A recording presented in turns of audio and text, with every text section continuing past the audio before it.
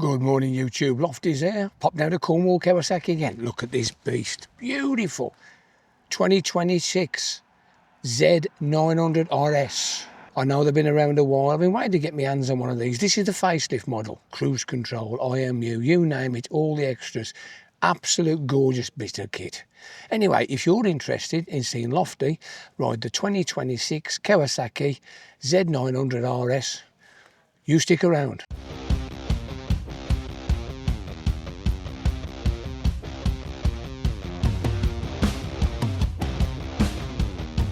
Okay then YouTube, cop a look at this. What a gorgeous looking bike. I've always liked this bike. This is the facelift. It's got the extras on, quick shifter, cruise control.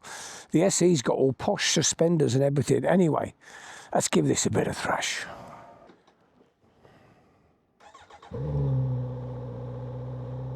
Gorgeous looking clocks. Look at those, beautiful. Anyway, it's 31 degrees down here. Let's have a look. Well, after riding a few tiddlers recently, it's nice to get on something with a bit of poke. 114 brake horsepower to poke. Let's give it a bit of go down the lanes. So, what do you reckon? First impressions. Nice big tall seat. Ergos are nice. I'm not going to use the word nice about this bike. It's better than nice. This is a lovely, lovely bike. It's got a lot going for it. It's probably the best looking retro roadster on the market. I know the Triumph Bonneville SE, the Speed Twin, looks nice, but this is gorgeous. Anyway, let's have a look what we've got. We might get a bit of a cheeky overtaking. There we go. There we go. Shoots up to 60. Quick shifter's lovely, beautiful, sublime. There we are, holding a nice steady 60. Absolutely gorgeous. I think the best thing we can do is cop a look at this beauty. Let's pull it over and have a look. Well, here we are then, YouTube. What do you think of this beauty? Gorgeous bit of paintwork. I think it could do with a bit of a wash. Somebody must have took it out for a demo ride in the rain the other day, but it is a lovely looking bike. Let's sling a leg over. It's a fairly tall seat. It's nice. It's comfortable. The ergos are gorgeous. Everything about, I do like everything about this bike. It's probably the best looking retro roadster on the road. Look at that. So, toes on. You ain't got to worry about a cutout. It's a nice big old-fashioned petrol tank. You don't matter how long your knees are. Get toes on, heels on. As you know, I'm 6'5", 16.5 stone. This fits like a glove, and it's got plenty of poke too. Shall we have a look round?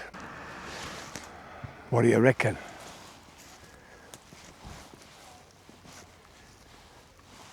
Good looking beast, isn't it? Okay, I hope you can see the clocks.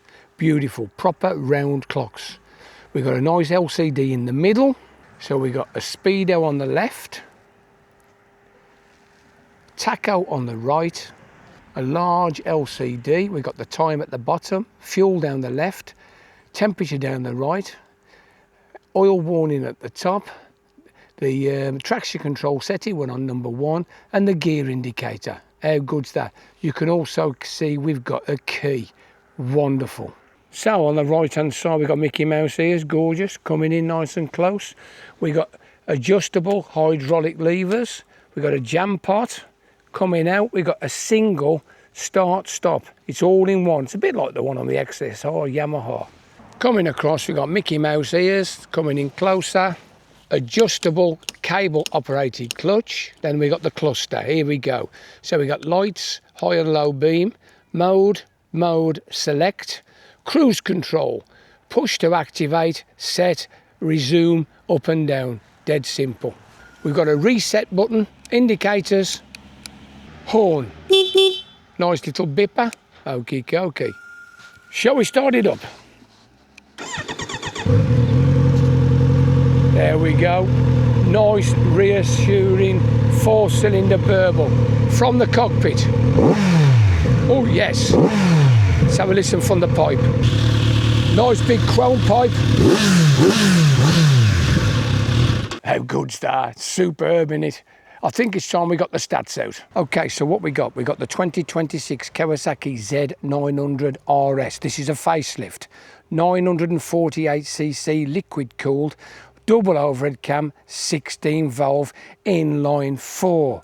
Slight boost in power to 114 brake horses and 72 foot-pounds. The seat is 845mm high, nice. 216 kilograms wet, that's not bad. 17 litres of fuel, giving a theoretical 200 mile-ish tank range at 56 to the gallon. Highly respectable for a 950cc engine. Let's have a look at the front end. This is the standard model, not the SE, so it's got the normal Kawasaki brakes, but we've got on the front 41mm upside down forks, twin Kawasaki discs, 300mm. Well, we've got radial calipers, Kawasaki badge radial calipers, very nice. The tyres are a 120/70/17 and they are Dunlops Sport Max. That's what we got, Sport Max, Dunlop Sport Max. Let's have a look at the rear. Horizontal style shock, monoshock of course, 6-speed chain drive. There's that cannon launcher again, so let's have a look at the back end. We've got nice mag wheels, they're lovely. So on the rear, we've got a monoshock, like I say, and we've got a single 250mm disc with a 1-piston Kawasaki badged up caliper. We're running 180/55/17, so that's pretty standard rubber, isn't it? 120/70 on the front and a 180/55 on the rear. This facelift has got fly-by-wire, cruise control, quick shifter, and it's got a 6-axis IMU and connectivity. So this is the standard model in red or black. Comes in at £11,449. Of course, the SE is going to cost you more. It's got Brembo monoblocks on it, and it's got Olin shock, and it's going to cost you a bit more. It's about 12.5 grand or so, but they are lovely bikes. I think the best thing we can do is get the helmet on, give it a bit of thrash. Okay, welcome back.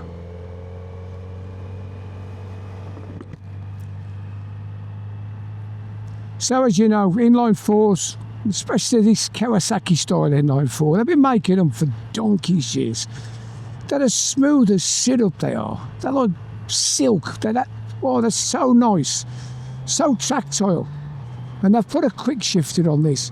Now, some people said the bike was good enough as it was, but I've got to say the quick shifter is just effortless. It's so easy. There's no lag, no dwell. You just literally stick it into gear and away you go. Anyway, it's just auto blip it down into second. So we'll just give it a little squeeze in second. There we go. That's nice. Tips in lovely into these bends. Bit of moisture on the road there. Just clear the tyres. So here we go, second gear, give it a bit of thrash in a straight line. Yeah, this bike will really take off. Even in third gear, superb. We'll get it out onto the slightly bigger road and squeeze it a bit more. So here we are. First to second, to third, into fourth, drop it in fifth, we're doing 60. Effortless. Auto blip, we'll give it 2, yeah. Just look where you want to go. It's literally point and go, this bike.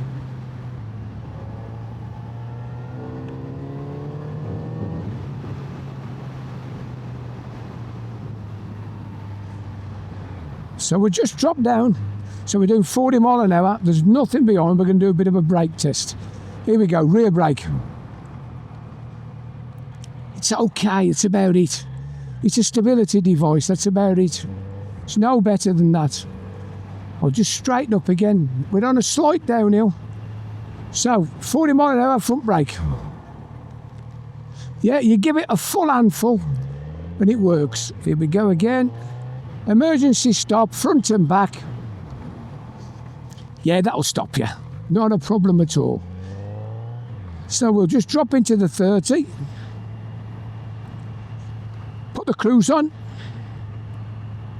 There we go, 30 mile an hour with the cruise on.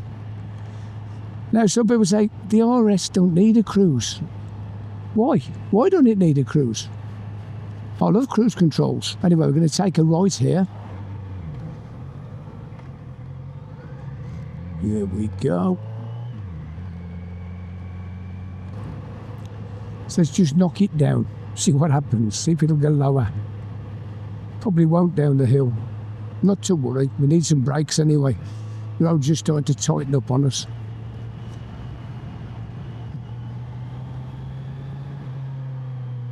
Oh, I love that sound on the overrun. I think if you had a straight through system and a decent pipe on, this would sound sublime. Here we go, out on the main road. Fair amount of traffic about today. I don't know what's going on. Thursday afternoon, 1:42. Lovely day, beautiful. In the direct sun, it's about 30 degrees. Once you start rolling, it's about 29. Superb. Into the 50. It's a bit busy. See, even when you're not giving it the full throttle, that quick shift is amazing. It is one of the smooth. I know the one on the XR, the BMW XR, is a lovely quick shifter, but I've got to say, I think Kawasaki really nailed it with this quick shifter. It is absolutely sublime. Let's auto blip it again. No worries, is it? No worries. And up. Super.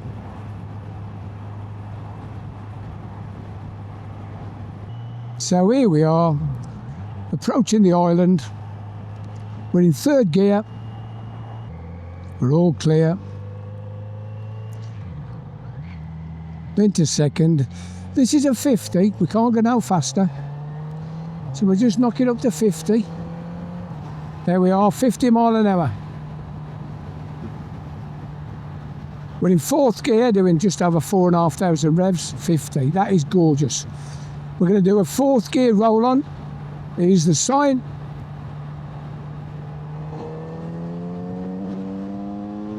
So fourth gear takes you up to 70 without even trying. We're in 6 now.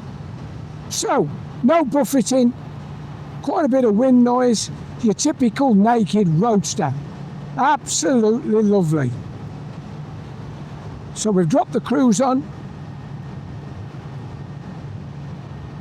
We're doing about 68 mile an hour.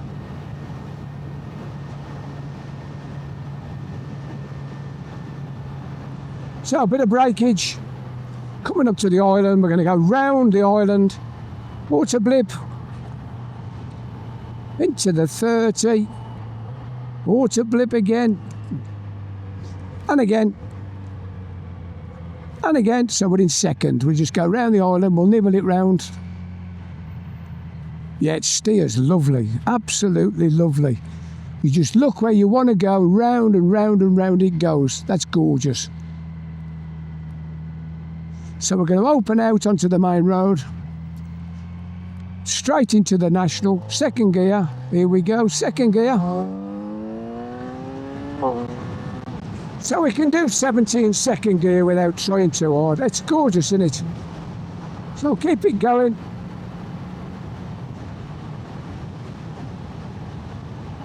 Just knock the cruise on, away you go, no problem at all. So we're just going to ease off slightly. I'll auto blip it down into fifth. There we go. So this is where I normally say it.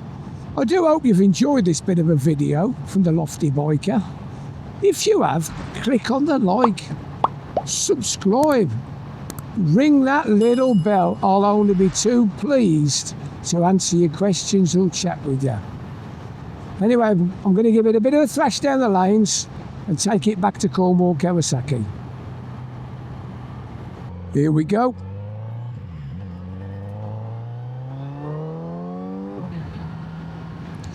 Chip it in.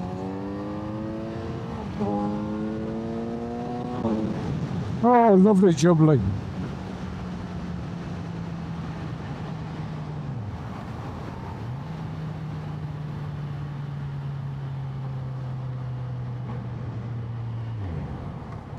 So here we are on that good old Falmouth to Redruth Road. It's a gorgeous road. Squeeze it. Let it off. Bit of squeeze.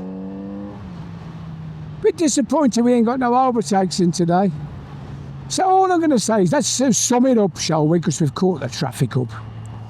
What does the new SE give you over the old SE? I do think it's a little bit more refined, seriously. I think it's got slightly better brakes, especially on the SE. The IMU will affect the traction control, making it safer. The quick shifter is absolutely sublime, whether it's in upshift or downshift. It's brilliant. I don't know about this cruise control. It seems a little bit crude, if you like. It's not the best. You have to switch it on, and you've got a little light that comes on the dash, and then you press it. But the up and down increments to change your speed once it's on doesn't seem that good, to be fair. Doesn't do a lot. It's as if you get it to the speed you want, set it, and when you want to change speed up or slow down, and then reset it again. So I'm not 100% sure about the cruise. But everything else, the clocks, the looks, the size, the shape, everything about it I really do like. Anyway, we're nearly back at Cornwall Kawasaki. It was only a quick little razz around. As you know, I've ridden these bikes before, but it's always nice to ride an upgraded one. The next edition, the next model, if you like. And this, the old fourth gear. Pulls an house down. It's got so much grunt.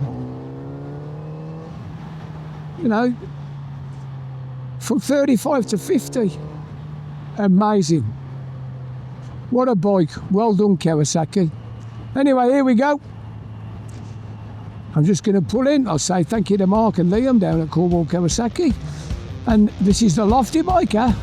He's saying, ta-da for now. Ta-da.